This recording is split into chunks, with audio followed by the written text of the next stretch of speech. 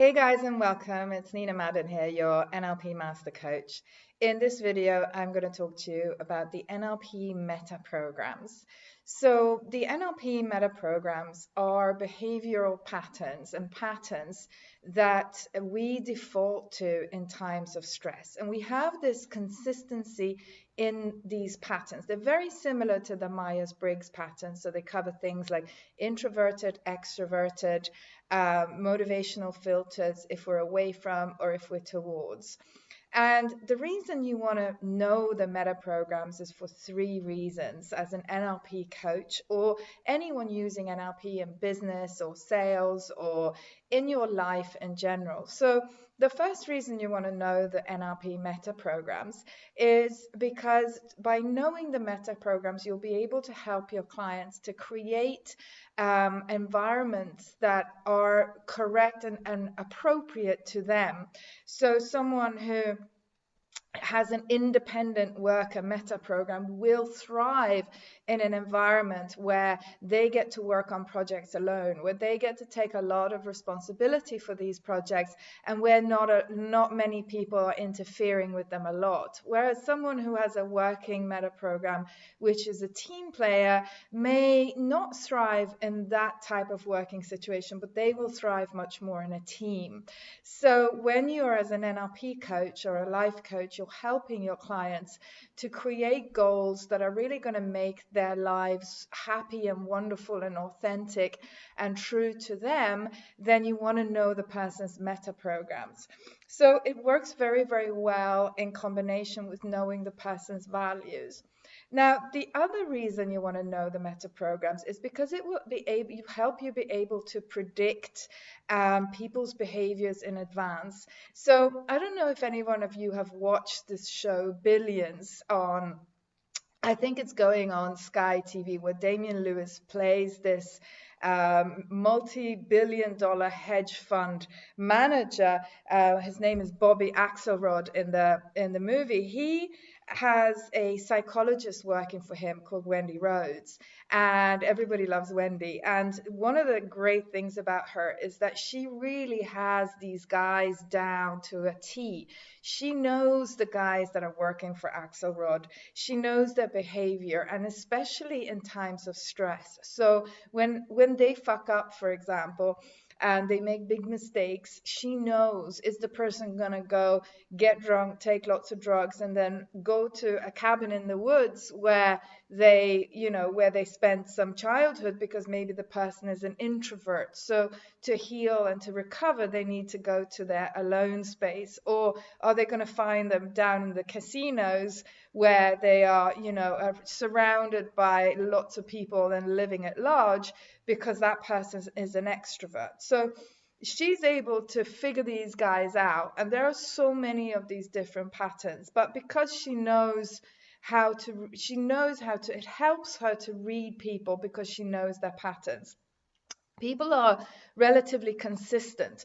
So someone who is introverted will always want to find that alone time in order to recover, especially in times of stress. Whereas someone who is extroverted will always want to surround themselves with people in times of stress to help them, to get them support. All of these patterns, most of them are not sort of either or. Even though we are consistent, it's kind of like a scale. So we're not 100% introvert and 100% extrovert. We may lie somewhere along this scale, and that's true for most of these patterns. However, we are consistent. So once you know what a person's patterns are, you can reasonably predict how they're going to behave in times of stress, or even just in general. What is their default behavior? So it's really helpful to know. The third reason you want to know this is because once you know the person's patterns, you can then direct your language in order to influence the person and to really connect and make your communication an emotional impact, so that you have that impact with the person.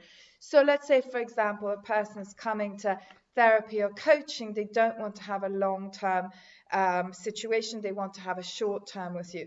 If the person is completely motivated away from, you want to design your language so that it shows them all the things they need to move away from. So you could say something like, it's important that we don't end up going on and on in therapy, because you could get stuck in therapy for years, and every time you go, it might make, it might hurt you, it might make you feel pain, and then you just feel miserable, and then you end up having to go for years and years and years.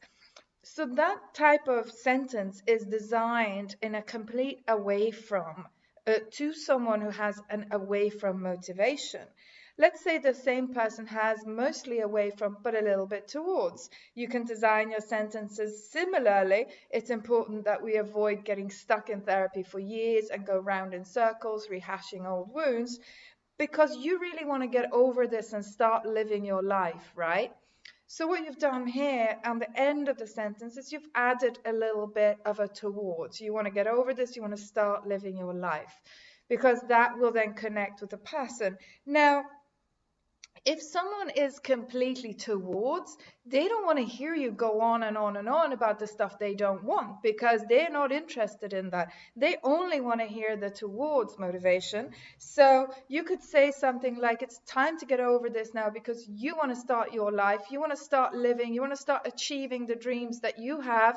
You want to get, be happy, and you want to feel free, and you want to feel lighter, and you want to have fun in life. So let's get going with that. So that type of conversation, that kind of sentence is designed completely for someone who is in a towards motivation. So using these examples, when I talk about metaprograms, I've only used one pattern. Now, there are so many patterns we could learn that we have to start making some choices.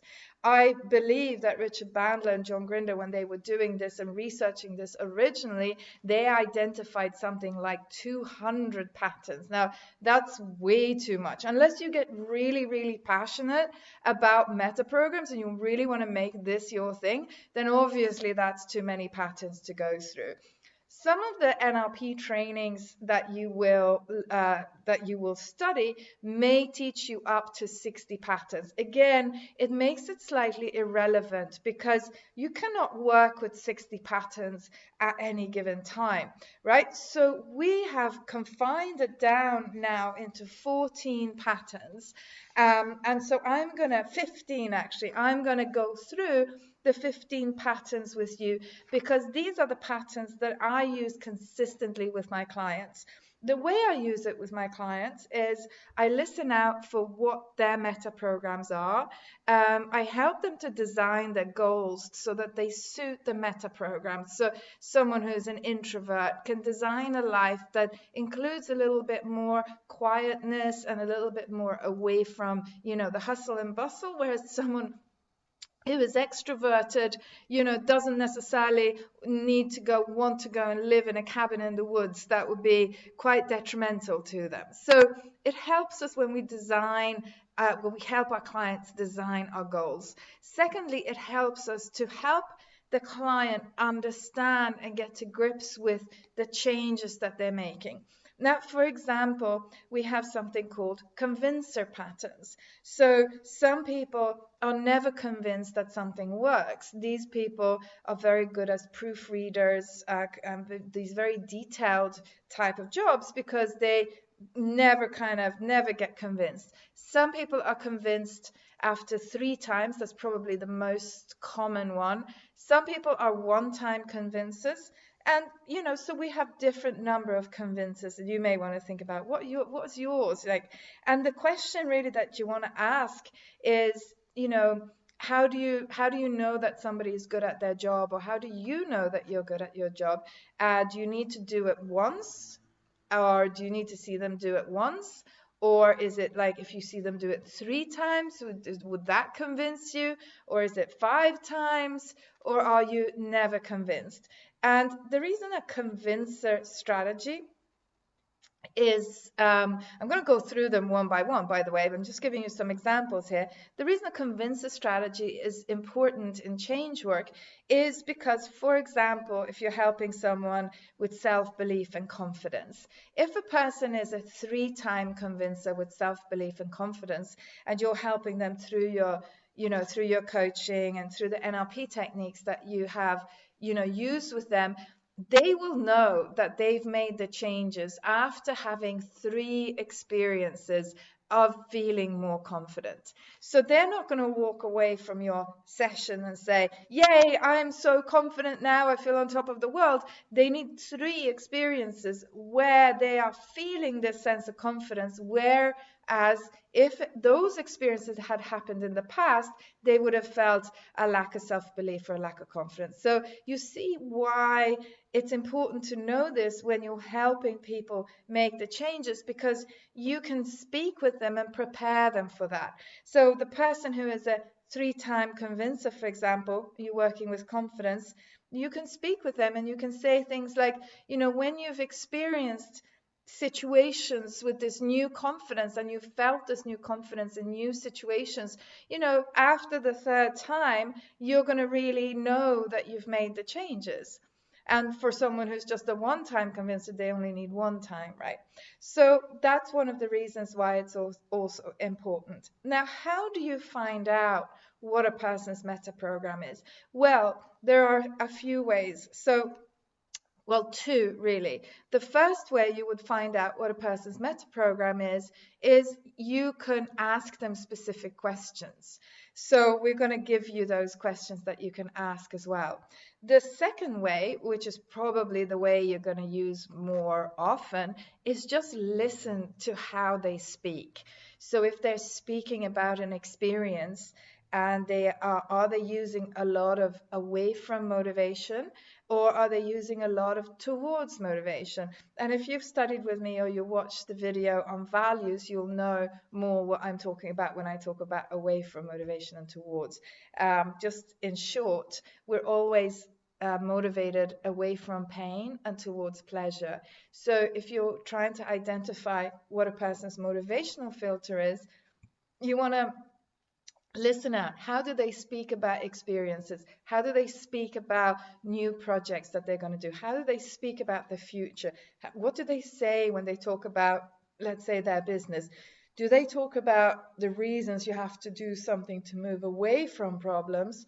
Or do they talk about the opportunities and the possibilities of moving towards goals? So that's how you would listen out. Once you know the meta programs, you're going to start hearing them everywhere. It's like all this stuff. Once someone tells you what to listen for, what to look for, you're going to see it everywhere. Okay, great. So let's get on with our 15 meta programs that I'm going to teach you today. So the first category we're going to look at is the motivational meta program. So how are people motivated? So we have motivation, which is either towards or away. So if we look at away from motivation, when using an away from meta program, the people tend to focus on problems and the negativity, and they are looking to avoid danger. They're looking to avoid problem. So those are the people who focus in a lot on the risk, and they make plans and strategies to avoid that risk. So they're moving away from issues and problems. So that consequences of that is that they're motivated by deadlines and penalties, and they're also motivated by threats. And sometimes they can really lose sight of why they're doing this, like they lose sight of their goals, and they spend way too much time trying to minimize the threats or overcome the problems rather than doing the things that they need to do in order to achieve the goals. So that's a possible consequence of that. Now, the other motivational one is using towards meta program. So when people are going towards something, they focus on the goal and they focus on the achievement, and it's all about what they can gain. And the resulting behavioral patterns with this kind of focus, they organize a lot of their activities around achievement, and they prioritize achievement. But the consequences with this meta program is that they can be swept away by excitement and enthusiasm, and they don't notice the potential risk falls, or they don't notice the potential problems. So one of the examples is Ocado, actually, an old example from Ocado, which was they grew very, very quickly as a business. It's back in 2000. Yeah, and it's it's like an example which is quite old. They grew very, very quickly in their business, and they grew so quickly that they sold all these Christmas lunches and Christmas dinners to people, and they were very excited about that, of course. But they sold so much that they didn't have any vans or enough vans to deliver what they had sold. And so they got into trouble because they hadn't focused, they were too focused towards the sales, and they hadn't focused enough on the potential pitfalls that could come. So they weren't looking at the problems, and that's a typical consequence and outcome of being too towards. So, you win and you lose with all of this stuff.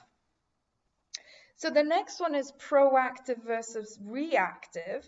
So when people are using a reactive meta program, they just respond to things in their environment. So they tend to wait too long, and they analyze too long, and very often they act too late because they're being reactive. They're not at all being proactive. So our governmental situation is a prime example of a reactive government versus other examples which were more proactive in the situation that we're facing right now. And the proactive one is about doing things and anticipating behavioral patterns before they become problems. So they tend to jump in, they take action, and sometimes the potential consequence of this is that they're taking too much action. Sometimes they're being too proactive, and they're actually creating problems because they're being too proactive. If they just had relaxed a little bit, the problem could have gone away by themselves. So the next one, the third one, is our validation filter. So do we have internal validation where we focus on our own opinion and feelings about what we decide is important? Or do we have an external validation, which is really focused in on what other people think of our performance? So internal validation is about what matters most to us about ourselves and our own opinion. And the potential consequences of this is that they can sometimes really have difficulties doing something that requires a shared vision. They also, if they don't have competence really, you can see sometimes people doing a job and they think they are, really good at this, but actually there are consequences. Great. So the next one is internal validation versus external validation. So the people who are need internal validation are the people who focus on how a thing feels to them. So they're guided by their own appraisal. So if they feel like they've done a good job, it's because they feel like they've done a good job. It's like their opinion about what they do matters most to them. So the potential consequences of this, I mean, this is very good for independent people, independent players. But the potential consequences of this is you see sometimes on X Factor, people go on to sing and they think they're fantastic, but really they are awful. And they're not used to kind of taking any external feedback. People who are internally motivated also tend to dismiss feedback or constructive feedback as if it was sort of motivated by people's jealousy or things like that, because they're more concerned with how they feel about how they've done the job, whether they did a good job or not. So external validation, people that have external validation filter, they're really dependent on people giving them positive and constructive positive feedback. So it's great because they sort of collaborate with an audience, if they're artists or anyone in that way. They collaborate because they're using the feedback, and it's feeding back, and they're adjusting themselves accordingly, or the product that they're doing, or the output that they are putting out. The potential consequence of being too externally validation, needing too much external validation, is really that you can become a bit of a slave to people's whims, if you don't have an internal rudder really of what is a good job, what is not a good job. People have different expectations, people want different things. And so if you're too pleasing, wanting to please everybody all the time, that's a problem, obviously. The other thing is that people find it difficult to be independent when they have this motivational filter, because they're reliant on consistent positive feedback.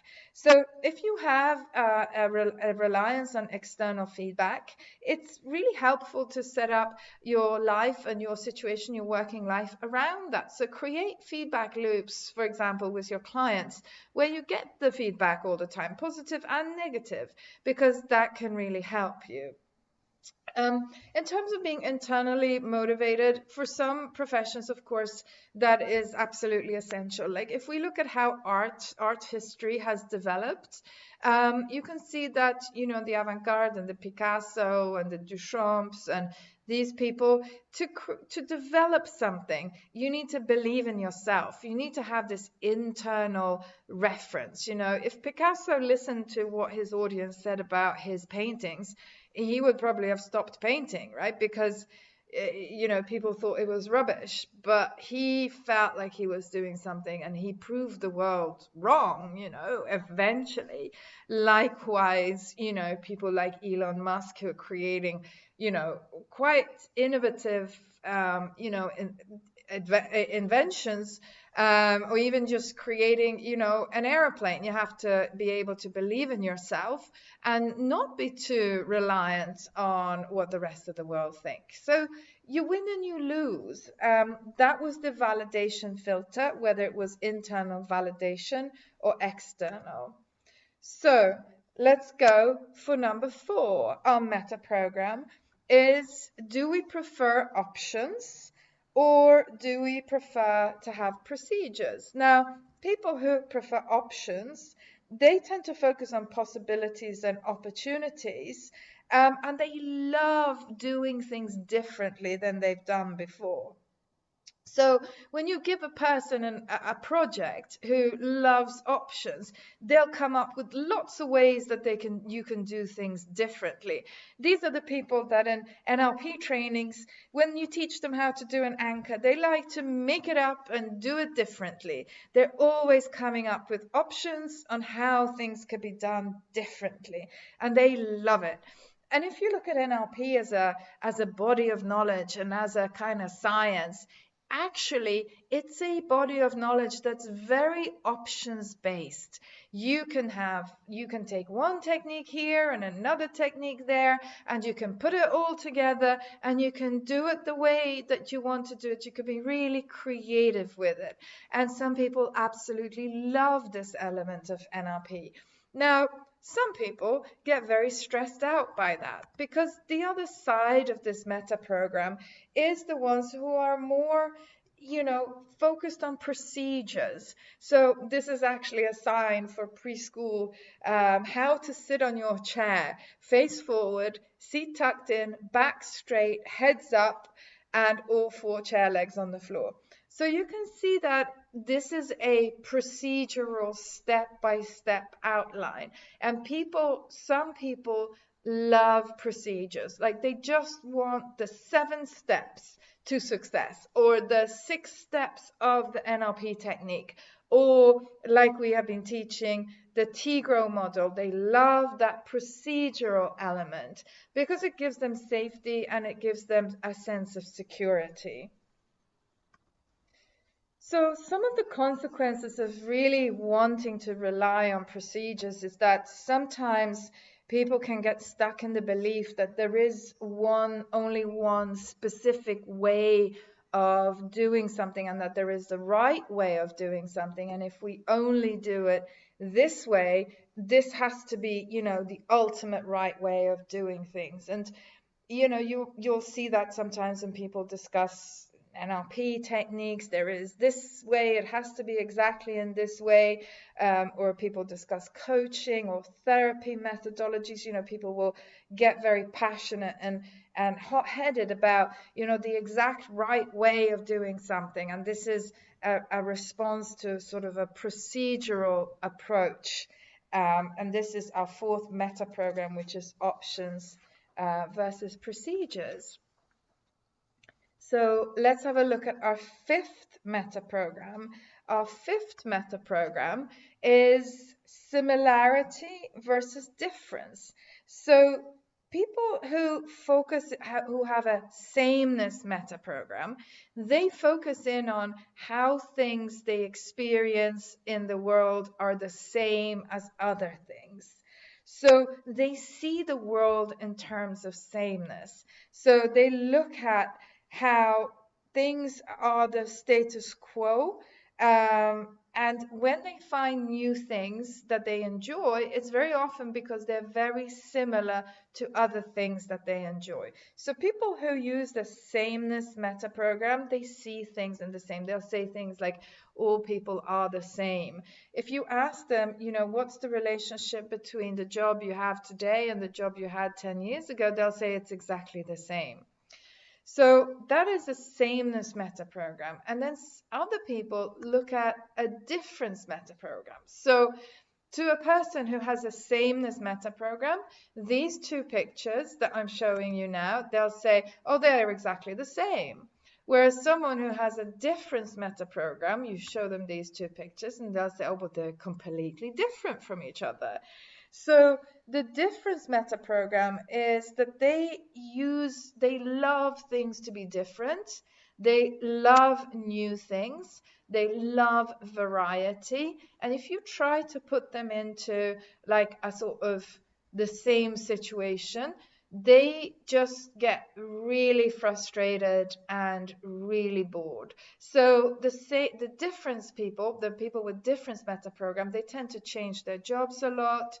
They may change their partners a lot. They change their interior design a lot. They like to travel. Every time they go to a restaurant, they might look at the menu and say, oh, I've never tried that dish. I'll try that one because it's different. But the sameness person, when they go to a restaurant, they might look at the menu and they go, oh yeah, I know I really like that dish, so I'm going to have that again. They like things to be the same. So, there are positives and negatives with both these patterns of. So yeah, there are positives and negatives in both of these patterns. And, someone that has a sameness meta program, they will find change very, very difficult. So in a working context, in a working environment, when things are shaken up and they go through change, they find it extremely hard and unsettling. Whereas the people with a difference meta program, they love that, of course. Now, the potential consequences or downfalls of having a difference meta program is that people get bored. So after a short period of time, when they feel they master things, they tend to shake things up and create disruption in their own lives, because they need something to be different, they need something to be new, and they need that variety in their own lives. So that was our fifth meta program. Now let's look at our sixth meta program, which is specific and general. So some people are really focused on the detail and the minutiae of things. And they actually tend to also want linear and sequential things. And when they have this kind of focus, they tend to work very carefully on the small details. They like to do everything really well before they move on to the next thing. They kind of don't really like leaving things unfinished, or they want to finish what they've started, basically. And if they're interrupted, that's really kind of the difficulty with this, is that obviously they want to grasp everything down to the finest detail before they feel that they can move on. And if they're interrupted, or there's too many details, or they're not able to grasp all of this before they move on, they can feel very, very stressed and sort of lose the plot to a degree. So it can be a little bit stressful. Now, people with great eye for detail, for example, obviously they make fantastic interior designers, artists, writers, creators. I mean, not that the big picture people don't make good of this, but you can see how some work is more suited to people who have an eye for the detail, like copywriters, editors, computer programmers, and other jobs are more for those who have a focus on the big picture. So when we have the focus on the big picture, people tend to kind of see the big overall view. They like to plan projects. They don't plan very detailed. They do the kind of big picture, broad brush strokes. They go for the high level first. They're not too concerned about the detail. They just think like, yeah, well, I can fill in the detail later. It's not that important. I can kind of deal with that. So they are sometimes missing out on taking all the small factors involved, but in generally they like the big picture, the overview, and they work very well if they've got other people filling in the details for them. So, CEOs, visionaries, entrepreneurs, very often big picture thinkers, big broad brush strokes, and that's how they like to operate. So those are the big picture thinkers. So we win and we lose in all of these, right? So there's positives and there's negatives. So the next one, which is our 7th, is looking at how do we sort information. Now, this is sorting for self, or do we sort for others? And that's where is our focus? Is this situation or experiencing affecting other people around me? Is that my first focus? Or is it affecting myself? Is that my first focus? So you'll see quotes, memes, things like that, and you'll see the difference in their sorting. So here she says, self-care is not selfish or self-indulgent. We cannot nurture others from a dry well. We need to take care of our own needs first, then we can give from our surplus, our abundance. So, absolutely 100% true for many, many people. It is about filling our own well before we can nurture others, like she says. So this is one way of finding joy and finding happiness and finding your energy. And the other way is sorting by others. So here is another example, another meme. Our prime purpose in this life is to help others. And if you can't help them, at least don't hurt them. So it's looking at humanity not as our isolated individuals, but in relationship to other people.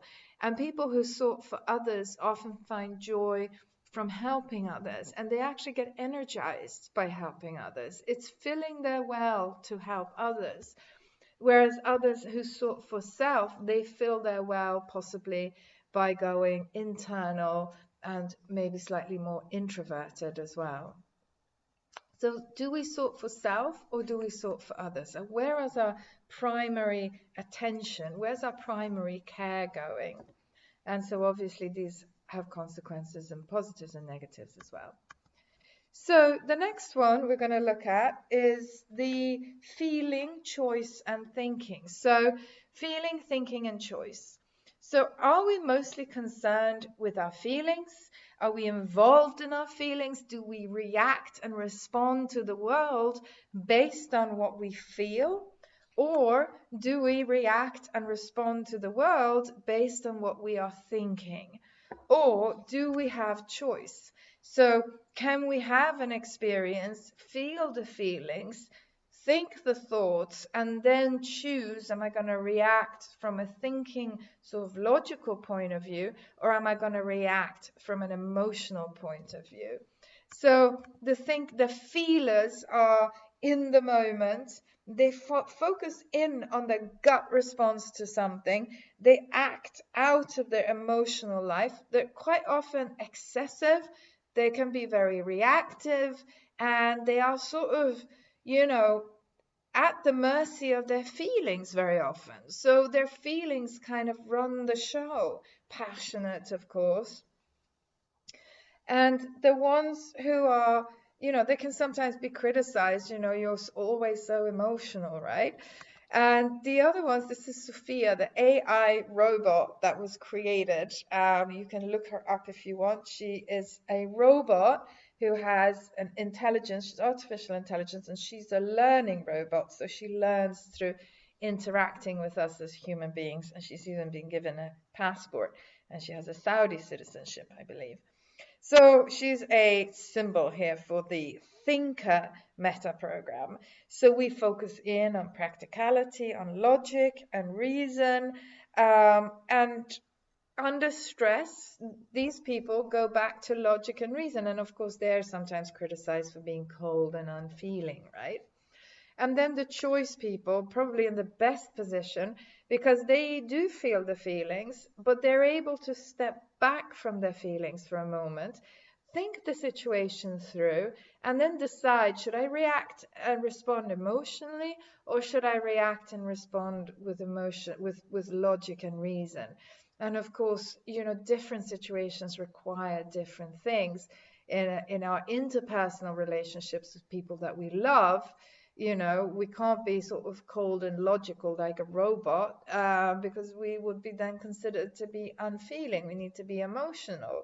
And in other situations, if we're emotional, we are at a disadvantage. Maybe we could say like business and places like that. We need to be more rational and more logical. So there's different ways of responding to a situation. That was our 8 metaprogram.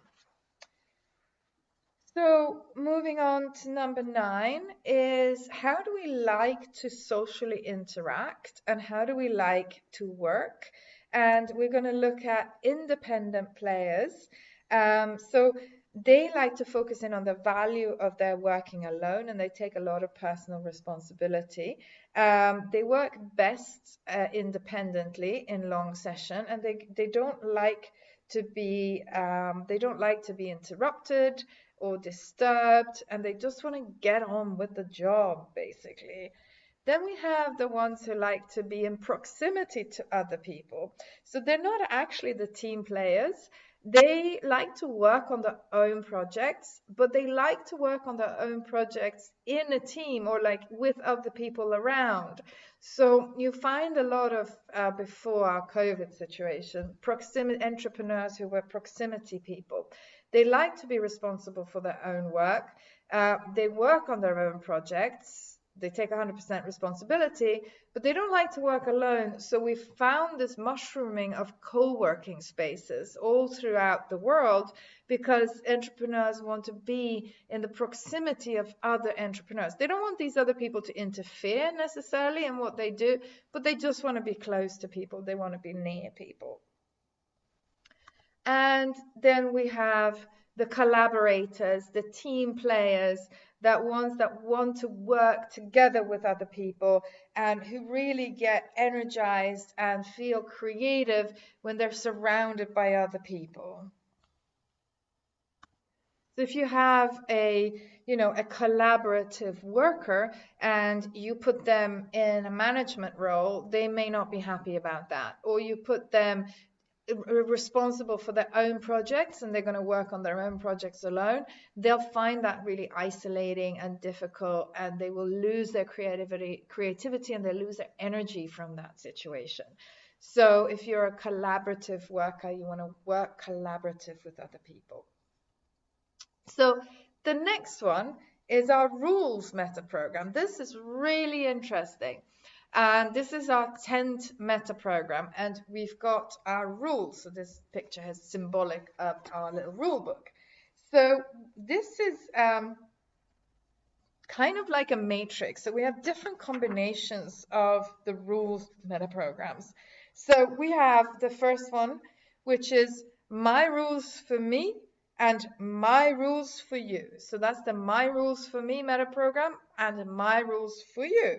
So this is when we all have rules, right? We all have a kind of a sort of a metaphorical book of rules that we think this is good behavior, this is bad behavior. And when you break my rules, most of the time people respond with anger, irritation, and frustration.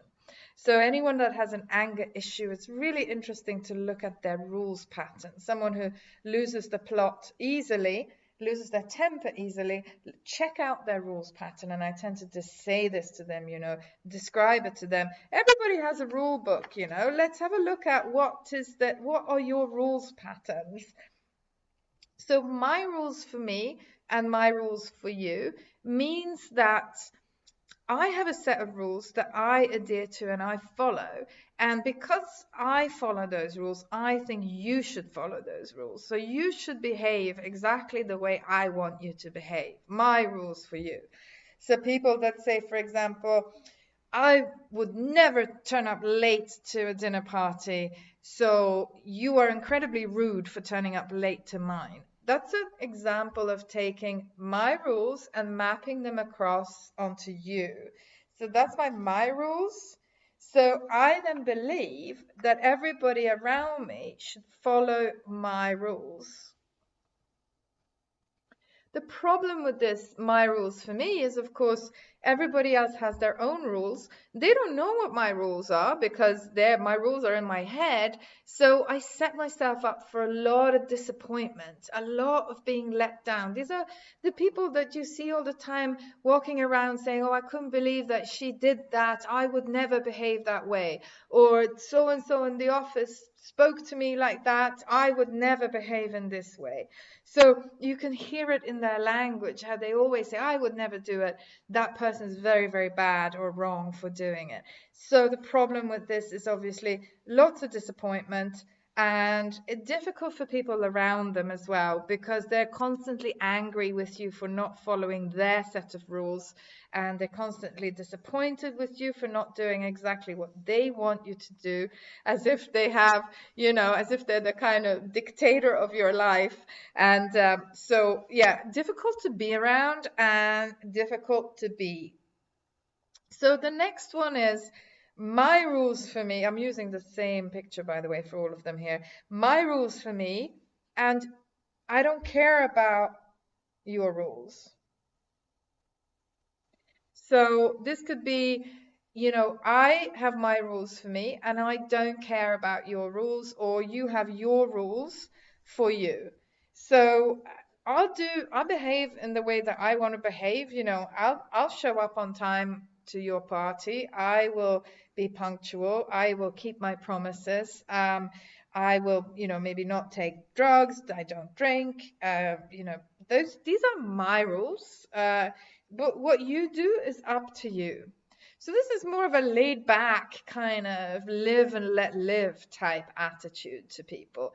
A lot easier, a lot easier to be and a lot easier to be around, depending on the context, of course. If you're employing people, you have a team, or, you're the boss, then you might, this might not be the best rule pattern to operate from. Then we have another rule pattern, which is no rules for me. I do what I want, but my rules for you. So I can do what the hell I like, but you better follow my rules. So that's the kind of person who shows up late to the office, but will tell you that you better be on time. Is that person which is kind of inconsistent, and people often accuse them of kind of being hypocritical, really, is kind of the consequence of that. Like, I can do what I like, but you better not do that. So this is no rules for me, but my rules for you. And I'm sure that you can think of more examples of that.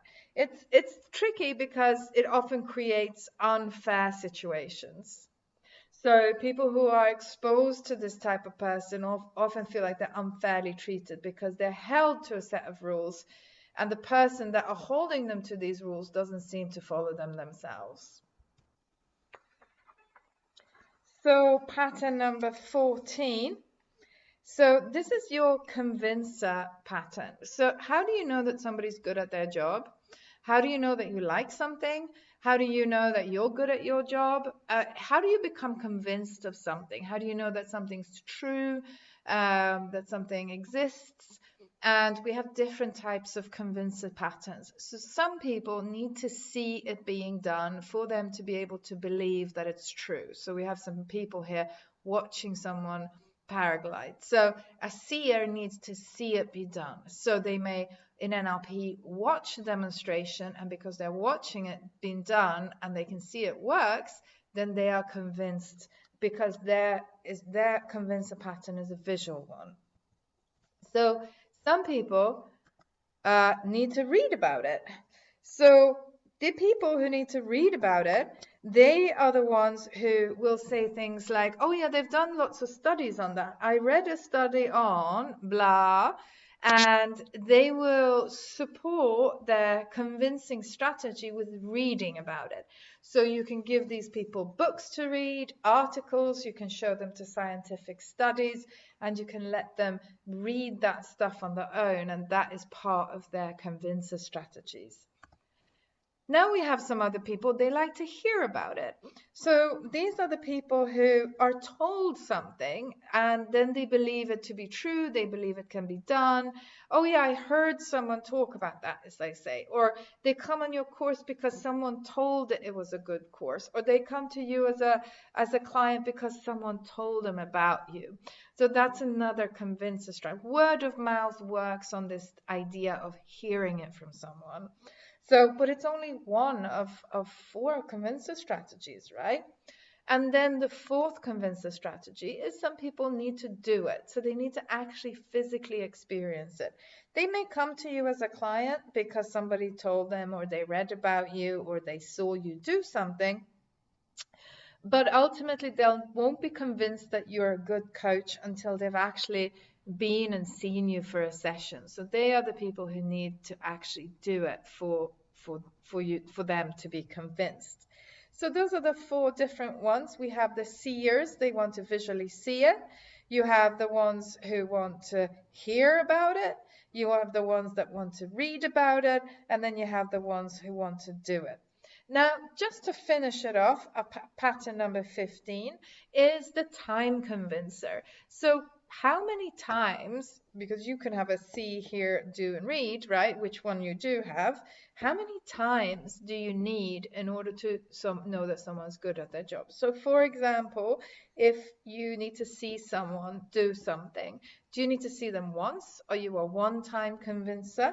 Do you need to see it 3 times, which is very common?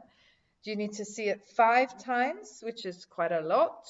Or are you one of these people who are never convinced? So you might be kind of thinking, I'm never really convinced, and that's just another pattern, and they would be consistent. So if you have someone who needs to read about it and they're a 3-time convincer, give them 3 articles. Here, someone needs to hear about it. They might have to hear about it 3 times before they actually take action and do something about it. The ones who need to see it, they might need to see it 3 times. And the ones who do it, they might need to come and do it 3 times. So what is your convincers? And this is obviously really useful when you're helping people and discussing with people for how they are going to be convinced and know that something has worked. For example, the coaching that you might have done, or the technique that you might have done. Or if you're looking in sales, if you're selling something, how does the person know that this is a good thing? Do they need to see it, hear it, do it, practice, or read about it? So these are helpful tools to have. Now, as a final thing, we're going to look at how do you know what a person's meta program is? Well, I mentioned in the beginning there are two ways of knowing.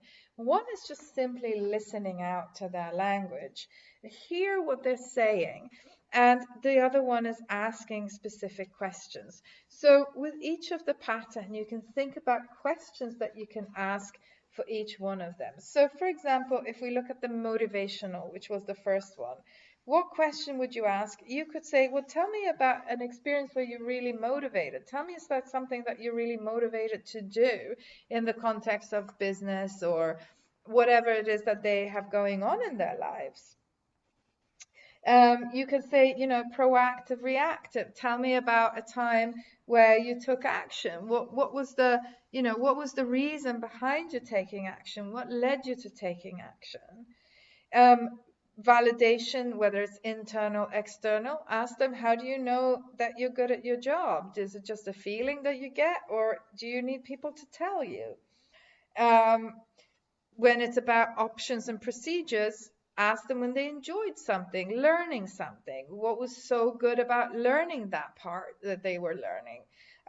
Ask them to tell you about that, and they'll tell you, whether they had a certain set of steps to follow, or whether it was a creative experience for them, where they got to explore lots of different options. If you look at similarity and difference, you can ask them, what's this relationship between the job that you have today and the job that you had 5 years ago? And listen to what they say. Do they say, oh, they're exactly the same? Or do they say, oh, they're completely different? Or do they say something like, well, it's quite the same, but this is different? And then you'll notice that pattern. So ask them about a project that they've got for specific and general. Ask them to tell you about something that they've recently learned or a project that they have. And notice whether they tell you about the big picture or whether they tell you about the specifics. Are they global chunkers or are they more detailed?